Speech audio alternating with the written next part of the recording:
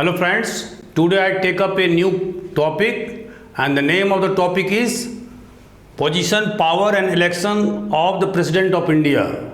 My lesson plan includes why is it in the news, election process of President of India, powers of the President of India, position of the President of India in the Indian Constitution, conclusion. So I shall cover this topic under these points. Friends, if you like my channel AJIS Academy Indore, just subscribe. You will find PDF in the description box and MCQs in the fag end of our video. So let us proceed. Why is it in the news? Friends, yesterday Election Commission announced that presidential election will be held on 18th July. Notification will be issued on 15 June. Last date of nomination is 29 June. So these are the schedules that was announced yesterday by Rajiv Kumar, Chief Election Commissioner. Election process of President of India. According to Article 55(3) of our Constitution, election of President is held in accordance with the system of proportional representation by single transferable vote. Election is held on the basis of secret ballot. No whip can be issued in the presidential election, and so Anti-Defection Act cannot be attracted in the presidential election. Elector has to mark preference against the name of the candidates. The first preference is compulsory. Otherwise, the vote cast by a particular elector would be declared void. For the ballot paper to be valid, other preferences are optional, but first preference must be given. Secondly, any candidate who wants to stand in the presidential election must be supported by 50 proposers and 50 seconders. Friends, this provision was not in the original constitution. It was included in 1997 in order to remove non-serious candidate from contesting presidential election. To stand in the presidential election, a candidate must have completed 35 years of age. He must be a citizen of India. He should qualify to become the member of Lok Sabha. He should not hold office of profit, but for the incumbent president or vice president, a speaker, prime minister, chief minister of a state, governor, or minister at center or a state, they can stand in the presidential election. Friend, we must know that in America, it is necessary that a person should have stayed 14 years before standing in the presidential election and should have been the natural citizen. But in our case, even a person who has acquired citizenship can stand in the presidential election. Secretary General of Rajya Sabha shall be the returning officer for the election. The total value of votes for all MPs combined is 5,43,200 and for all MLAs is 5,43,231. Electoral college consists of 543 members of Lok Sabha, 233 members of Rajya Sabha, 4,033 members of legislative assemblies. Total number of electors are 4,809. So friend, we must note that nominated members of Rajya Sabha, nominated members of legislative assemblies or Lok Sabha can't cast votes in presidential election. Similarly, members of legislative council, whether elected or nominated, they can't participate in the presidential election. Now this is the formula to derive the value of the vote of an MLA. The total population of a state divided by total number of elected members in the state legislative assembly, and this will be divided again by 1,000. And by this formula, we get the value of the vote of an MLA of a particular state. For example, the value of the vote of an MLA from UP would be 208. The total value of vote of UP Legislative Assembly would be 403 multiplied by 208 equal to 83,824 votes. Value of the vote of an MP, total value of votes of all MLAs of all states divided by total number of elected members of parliament. For example, the total value of votes of all states and union territories which has legislative assembly like Delhi and Puducherry is 5,43,231. Therefore, the value of the vote of one MP would be 5,43,231 divided by 776 equal to 700. The total value of votes of MP would be 776 multiplied by 700 equal to 5,43,200. By this formula, friends, what you see?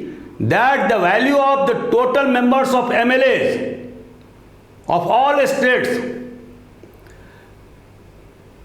is equal to or approximately equal to the total value of votes of all MPs. You see this 5,43,200 and 5,43,231, and so for all the electors, and they are 4,809, and the value of the total votes will be 10,86,431. Winning candidate must get at least 50% of the votes plus one vote to be elected as the President of India. If none of the candidates secure a majority of votes cast on the basis of first preference, the candidate with the least number of votes is eliminated and his votes are transferred and distributed to the remaining candidates with second preference vote in equal measure. This process continued till one of the candidates secure absolute majority of the total numbers of vote cast. Power of the President of India. According to Article 53 of our Constitution, the executive power of the Union are vested in the President of India. The Supreme Commander of Indian Defence Force is the President of India. He appoints a variety of officers like Comptroller of Auditor General of India, Chief Election Commissioner and Election Commissioners,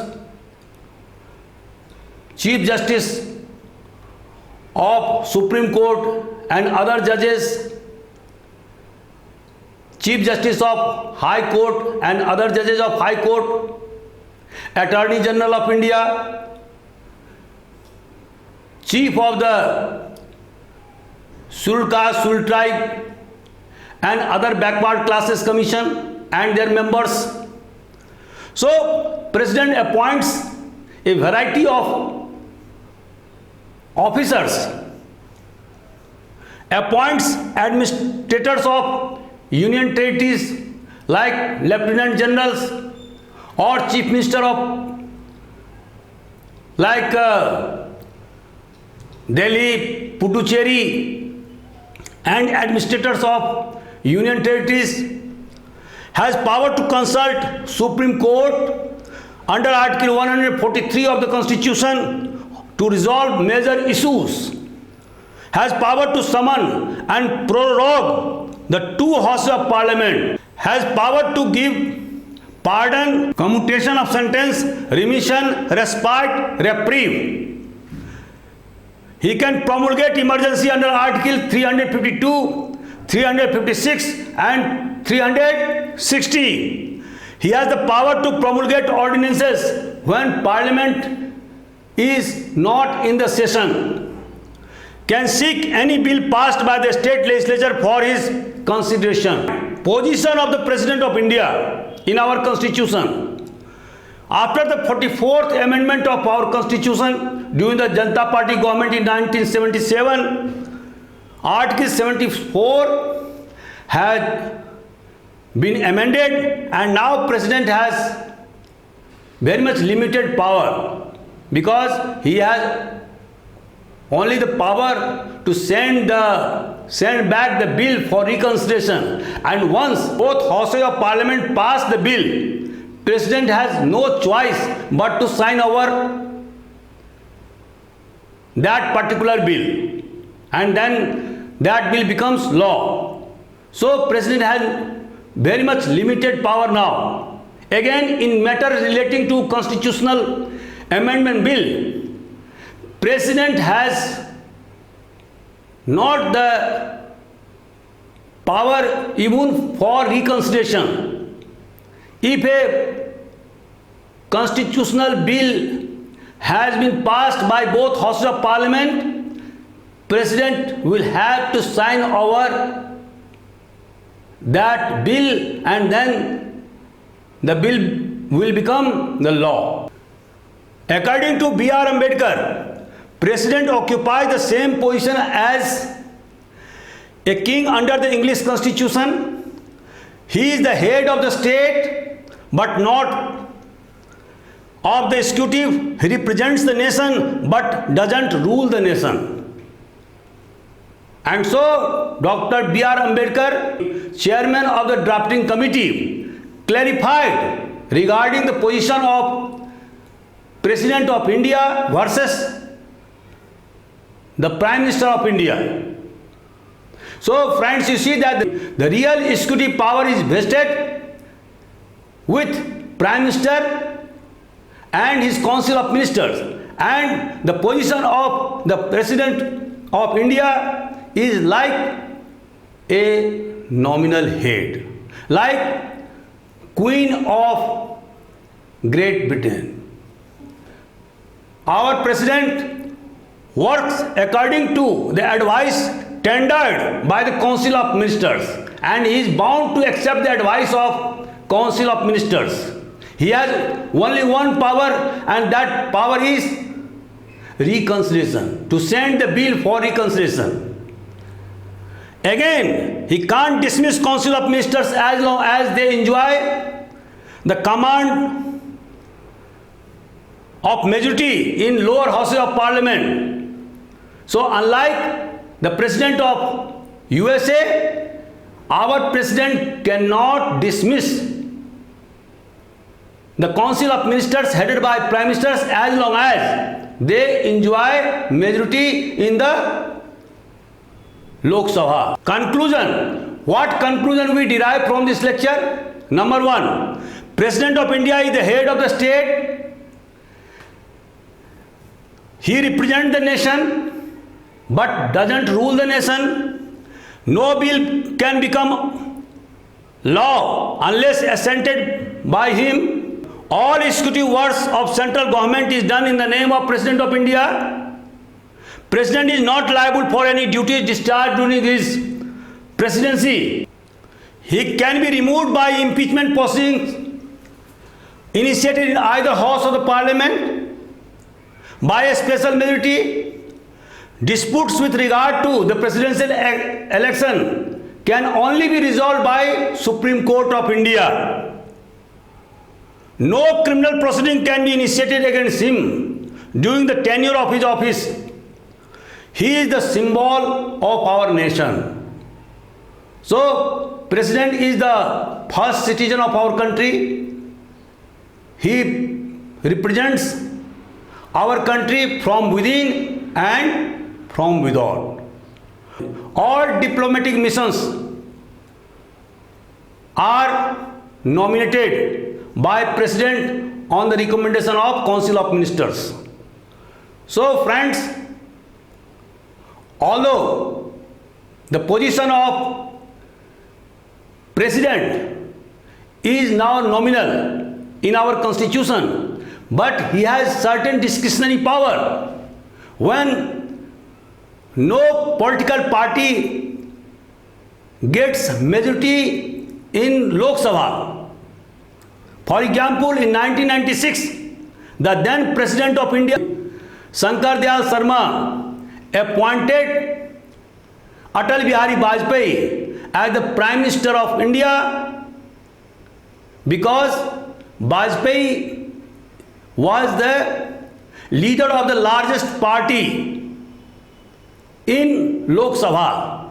Although Vajpayee could not prove his majority in Lok Sabha and he had to tender resignation within 13 days.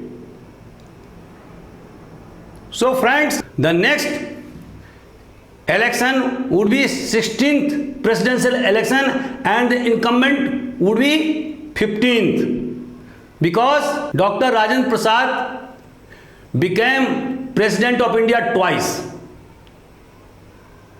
Neelam Sanjeev Reddy was only one president who was elected unopposed. Fakhruddin Ahmad and Zakir Hussain were two presidents who died during office. Pratibha Patil was only one president who was the women president of India. So during its long journey of 75 years, the occupants of President of India came from all walks of life, right from scheduled caste to upper class. Thank you very much.